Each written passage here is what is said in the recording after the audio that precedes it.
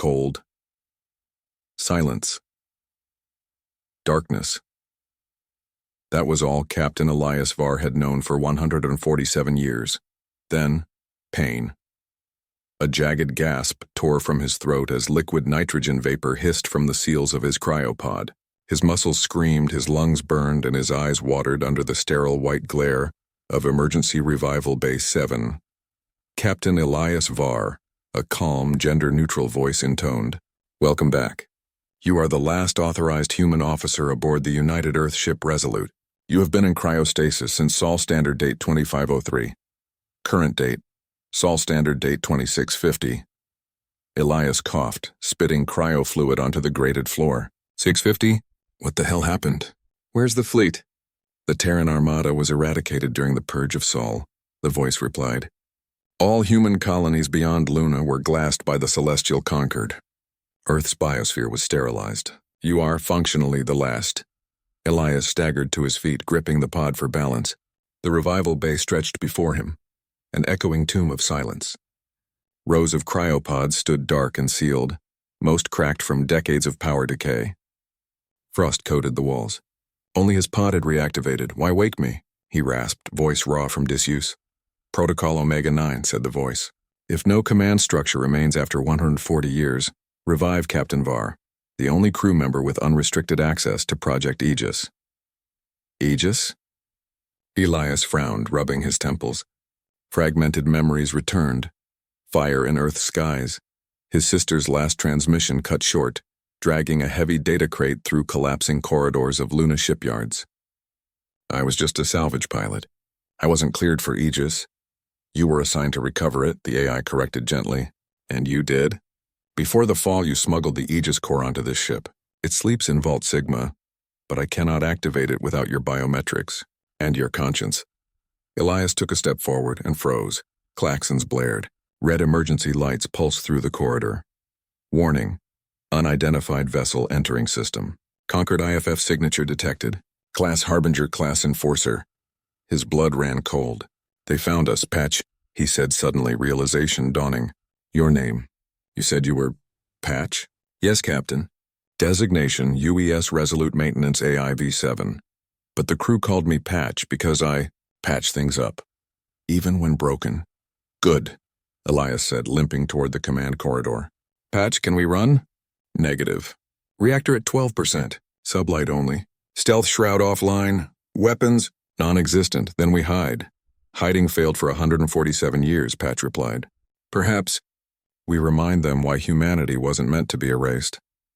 As Elias reached the bridge, 3 emergency cryo niches along the port wall hissed open, activated remotely by Patch as contingency personnel.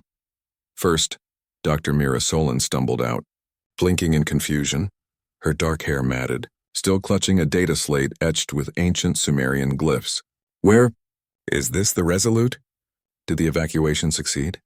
Then Kale Wren emerged, his left eye glowing red as his ocular implant rebooted. He cracked his neck, flexed his cybernetic fingers, and muttered curses in Mandarin, Russian, and something guttural, likely Martian slang. Damn it, I hate waking up to alarms. Finally, Tessa Vale, just 19, shivered in a thin maintenance jumpsuit, eyes wide with terror. Are we home? She whispered, clutching a small silver locket. No, Elias said, staring at the main view screen. There it hung in the void, a sleek, obsidian dreadnought, bristling with plasma lances and gravity disruptors. Its hull bore the sigil of the Celestial Concord, a shattered planet encircled by chains. We're prey, Kale growled, already scanning the bridge console. Reactors barely breathing, shields non-existent. We're a floating coffin. Mira stepped forward, squinting at the ship's registry. That's the vengeance of Thal. It was present at Mars during the final broadcast. They have records, archives. They know what we were. Tessa clutched her locket tighter. Inside, a microchip held a gram of Earth soil, gifted by her grandmother. They think we're extinct. Maybe we let them keep thinking that. Patch's voice chimed softly over the intercom. Captain, Project Aegis isn't a weapon. Elias froze. Then what is it? A library, Patch said. The complete cultural, scientific, and philosophical archive of humanity, from cave paintings to quantum ethics. Every song, every poem, every blueprint, every war crime confession, all of it. Stored in photonic crystal lattice, broadcast capable. Mira's eyes lit up. If they scan us, they'll see we're not just fighters. We're more, Kale snorted. Or they'll see us as sentimental fools and vaporize us faster. The Concord ship powered up its forward array. A targeting beam lanced toward the Resolute, painting their hull in crimson. Elias made his choice. Patch, broadcast Aegis core on all frequencies. Open channel. No encryption. Captain, Patch warned. That's insane. They'll trace the signal across 3 sectors. Do it. A pause. Then Across the void, the Resolute began to sing. Not with weapons, but with Beethoven's Ninth Symphony, swelling from silent speakers. With Marie Curie's lab notes, scrolling in holographic script.